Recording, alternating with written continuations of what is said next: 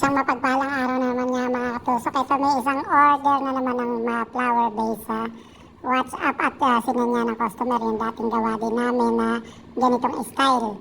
Kaya yan, sinimulan ko na ang paglalagay ng floral foam sa base at yung flower base ay nilagyan ko ng yung clear glass base na nilagyan ko ng tubig at nilagyan ko isang stem ng rose ko sa loob at nilagyan ko na nga ng floral foam at sinicure ko yung floral foam sa paglalagay. Kailangan hindi siya matatanggal.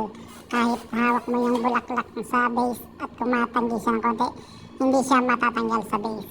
Nilagyan ko ng double tape na floral tape. At ayan na nga, nagtusok-tusok na ako. Yan lang yung bulaklak na gusto ng customer. Light pink at white. May natira akong konting purple, nilagay ko na sa bandang gilid kasi sayang naman kung matapon. At okay naman sa kanya. Kaya nga tapos lahat, yung likod na lang ang lalagyan ko ng Dracena. Mga singit-singit tinatago ko para hindi makita yung floral foam. Ayan, tapos na. Maraming salamat. Have a nice day. God bless you all.